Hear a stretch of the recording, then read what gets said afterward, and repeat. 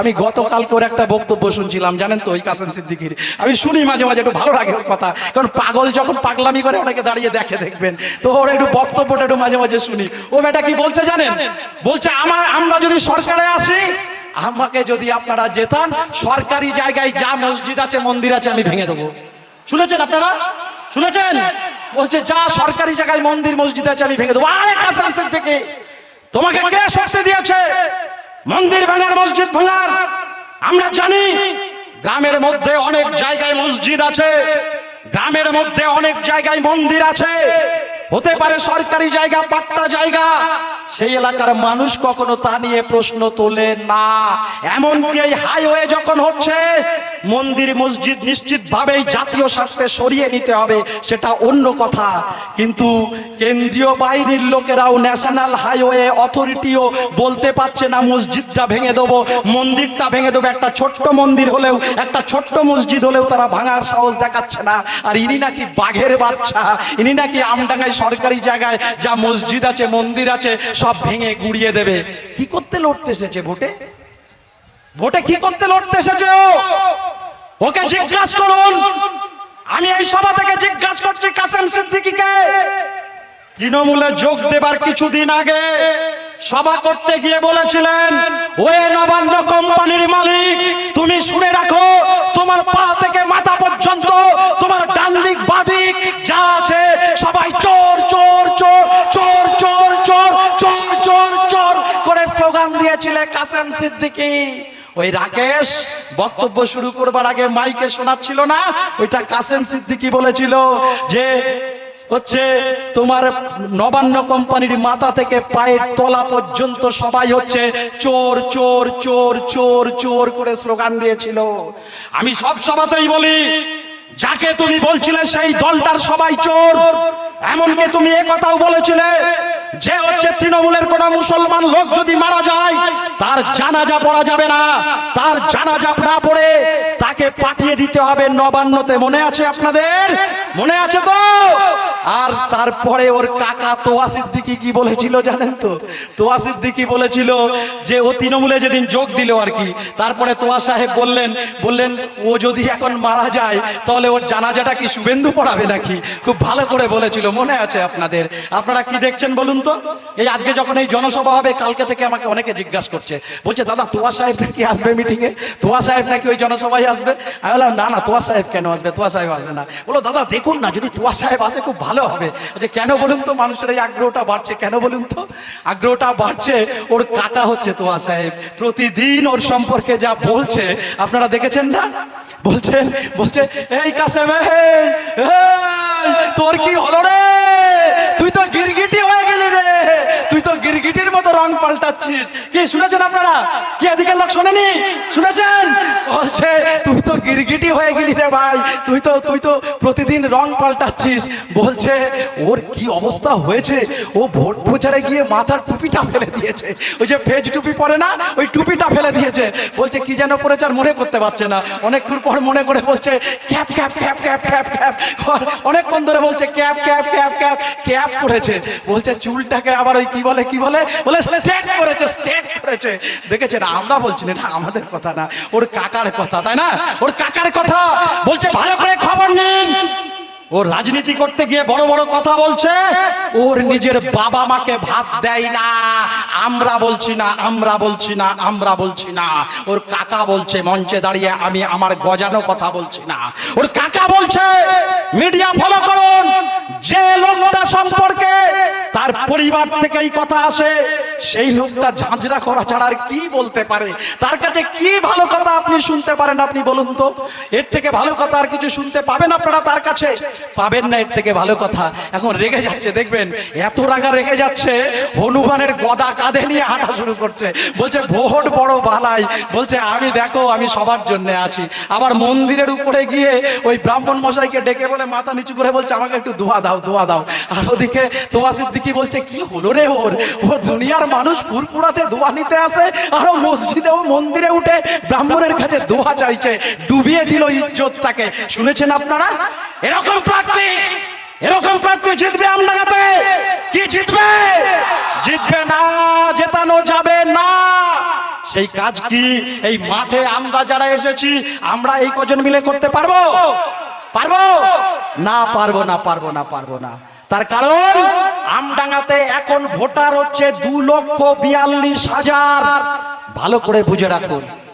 এই যে এসআইআর হলো, এসআইআর হওয়ার পরে আমডাঙ্গাতে এখন ভোটার দাঁড়িয়েছে 2,42,000। এই 2,42,000-এর ভোটের উপরে কিন্তু ভোট হবে, ভোটাররা ভোট দেবেন। তাহলে আপনাকে কত ভোট পেতে হবে? মিনিমাম 75,000 ভোট আপনাকে পেতে হবে যদি বিশ্বজিৎদাকে আমরা জেতাতে চাই, তাই তো? 75,000 ভোট পেতে হবে। 75,000 ভোট পাওয়াটা কি কঠিন কাজ আমডাঙ্গাতে? একদমই না।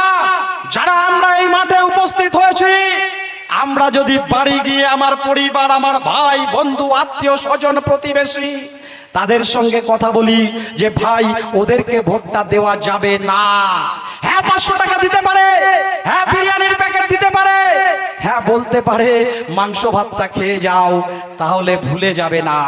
ভুলে গেলে এই যে আমি বললাম ক্রোধ, 5 বছর ধরে পুষে রাখা যে ক্রোধ, সেই ক্রোধের অভিব্যক্তি ঘটবে না। আমরা দেখছিলাম এই সময়কালের মধ্যে পশ্চিম বাংলায় দাঁড়িয়ে আওয়াজ তোলা হচ্ছে। মমতা ব্যানার্জি সেদিন এখানে এসেছিলেন, জানেন তো? এখানে এসে সেদিন বলছে যে আমি সব উন্নয়ন করে দিয়েছি। আবার তারপর আর একটা সভাতে গিয়ে বলছে যে হচ্ছে হাওড়া স্টেশন আমি করে দিয়েছি, শিয়ালদা স্টেশন আমি করে দিয়েছি, সাঁতরাগাছি স্টেশন আমি করে দিয়েছি, ফুরফুরা স্টেশন আমি করে দিয়েছি, নবদ্বীপ আমি করে দিয়েছি। শুনেছেন কেউ? শুনেছেন তো? বলেছে তো? আচ্ছা বলুন তো, হাওড়া স্টেশন কত সালে তৈরি হয়েছে? হাওড়া স্টেশন তৈরি হয়েছে 1854 সালে। তার মানে আজ থেকে 172 বছর আগে তৈরি হয়েছে হাওড়া স্টেশন, 1854 সালে। ও মমতা ব্যানার্জি, ওর বয়স কত? কত বয়স ওর? ও নাকি হাওড়া স্টেশন তৈরি করেছে। ও বলছে ফুরফুরা আমি তৈরি করেছি। শুনে রেখে দিন, ধর্ম বর্ণ নির্বিশেষে মানুষ, ফুরফুরা নাকি মমতা তৈরি করেছে। ওই বলে না মুসলমানরা একটা কথা বলে, ও জাহান্নামেও জায়গা হবে না। তো এ বেটা বলছে আমি ফুরফুরা তৈরি করে দিয়েছি, বুঝতে পারছেন? বলছে শিয়ালদা স্টেশন আমি তৈরি করে দিয়েছি। কোথায় জায়গা হবে? কোথায় জায়গা হবে?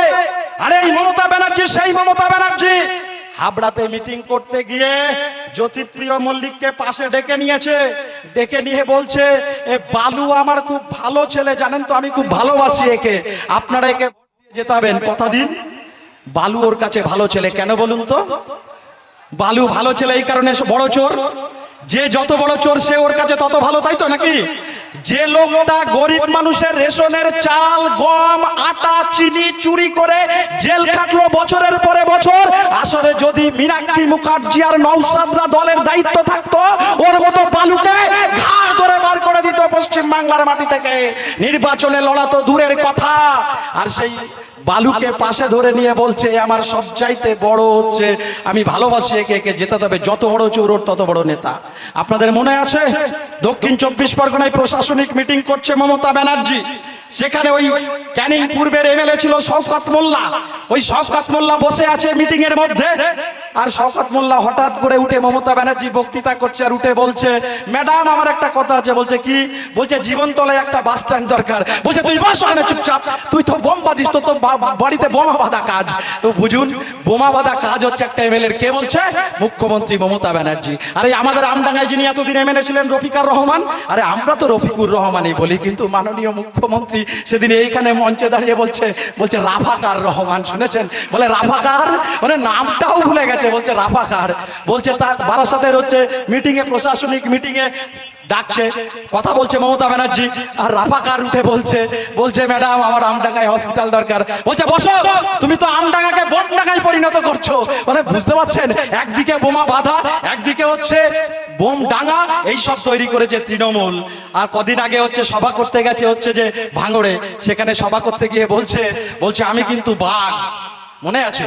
ও আর একবার বাঘ বলেছিল জানেন তো? তখন ভারতবর্ষ পশ্চিমবাংলার মুখ্যমন্ত্রীর নাম জ্যোতি বসু, আর আমাদের পার্টির রাজ্য সম্পাদকের নাম ছিল অনিল বিশ্বাস।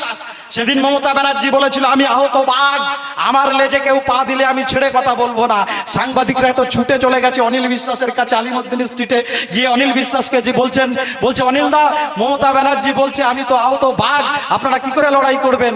অনিল দা খুব ঠান্ডা মাথার লোক ছিল, বলছে ঠিক আছে ঠিক আছে। আমি আমাদের রাজ্যের বনমন্ত্রীর নাম ছিল তখন যোগেশ বর্মন, বলছে আমি যোগেশকে বলে দেবো, যোগেশ দাকে বলে দেবো ওকে ভালো করে সংরক্ষণ করে দিতে যাতে ওর ক্ষতি না হয়। আর এদিন উনি গিয়ে বলছে আমি হচ্ছি বাঘ, আর ওনার ডান হাত হচ্ছে কে? ডান হাত হচ্ছে শওকত, শওকতকে নিয়ে বলছে আমার ডান হাত হচ্ছে শওকত। আচ্ছা যদি বাঘ হয় মমতা ব্যানার্জি আর তার ডান হাত যদি শওকত হয়, তাহলে বাঘের ডান হাতকে কি হয়? বাঘের ডান হাত কি বাঘই তো হবে নাকি অন্য কিছু হবে? ছাগল ভেড়া হবে? ছাগল ভেড়া তো হতে পারে না। তো বাঘের ডান হাত হচ্ছে সেও বাঘ। আর ঠিক মিল আছে দেখুন, আমডাঙ্গার প্রার্থী কাসেম সিদ্দিকী বলছেন আমি রয়্যাল বেঙ্গল টাইগার। ওখানে উনি রয়্যাল বেঙ্গল টাইগার এসেছেন, ইনি বলছেন রয়্যাল বেঙ্গল টাইগার, উনি বলছেন বাঘ। শওকত হচ্ছে ওনার ডান হাত। তার মানে বুঝুন কাদের নিয়ে খেলা হচ্ছে, বুঝতে পারছেন? সত্যি কি এরা বাঘ? আরে বাঘ যে সে কি কখনো বলবে বাঘ নাকি? আর রয়্যাল বেঙ্গল টাইগার যদি কাসেম সিদ্দিকী হয়, তাহলে ওনার তো আমডাঙ্গাতে থাকার কথা না, ওনার তো মানুষের মধ্যে থাকার কথা নয়, ওনার তো বিয়ে বাড়িতে থাকার কথা নয়, ওনার তো কীর্তনে থাকার কথা নয়, ওনার তো সভাতে থাকার কথা নয়, ওনার তো থাকার কথা জঙ্গলে, তাই না?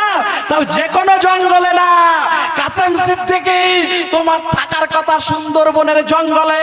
যদি তোমার লোক থাকে পাঠাও একবার সাধনপুরের মাঠে, দেখে যাও সাধনপুরের মাঠ, তোমাকে ওই সুন্দরবনের জঙ্গলে পাঠাবার জন্য 4 তারিখের পরে সেই ব্যবস্থা আমডাঙ্গার মানুষ সাধনপুরের মাঠ থেকে জানান দিচ্ছে। কাসেম সিদ্দিকী আর মমতা ব্যানার্জি জানেন এ দুটোই না, আমি বলছি এরা পাগল হয়ে গেছে, জানেন তো? পাগল হয়ে গেছে এরা। পাগল না হয়ে গেলে এরকম উলফাল বকে না। এরা দেখবেন যদি কলকাতায় কেউ যান, দেখবেন ওই কিছু পাগল আছে, ওই হাওড়া ব্রিজ আছে না, ব্রিজের ওখানে গিয়ে ব্লেড নিয়ে গিয়ে বলবো এই ব্রিজ আমি কেটে দেবো, এক্ষুনি ব্রিজ কেটে দেবো। দেখবেন এরকম করে না, অনেক পাগল আছে, এক্ষুনি ব্রিজ কেটে দেবো আমি। পাগল। তো এ পাগল বলছে হাওড়া স্টেশন আমি তৈরি করেছি, আর এ পাগল বলছে আমি রয়্যাল বেঙ্গল টাইগার শুধু না, বলছে আমডাঙ্গাকে আমি ঝাঁঝরা করে দেবো। আরে ভাই, রয়্যাল বেঙ্গল টাইগার, ও বলছে আমডাঙ্গাকে আমি ঝাঁঝরা করে ছেড়ে দেবো। আরে আমডাঙ্গা অনেক ঝাঁঝরা হয়েছে, আমডাঙ্গার রাজনৈতিক আন্দোলন, লড়াই আন্দোলনের ইতিহাস আমডাঙ্গার মানুষের কাছে স্মরণীয়। 2018 সালের পঞ্চায়েত নির্বাচনের পরে এই আমডাঙ্গার মাটিতে তারাবেড়ে বোদাই অঞ্চলে 200 মানুষের নামে হচ্ছে মিথ্যা মামলা করেছে, 6 থেকে 7 জন খুন হয়েছে, 65 বছরের বেশি বয়স্ক মানুষকে হচ্ছে 44 মাস ধরে জেলে আটকে রেখে দিয়েছিলেন। আমডাঙ্গাতে বোমা গুলির কারখানা তৈরি করেছে এই তৃণমূল কংগ্রেস। আপনি ভাই নতুন করে আবার কি ঝাঁঝরা করবেন আমডাঙ্গাকে? ঝাঁঝরা করার আর কিছু আপনার নেই।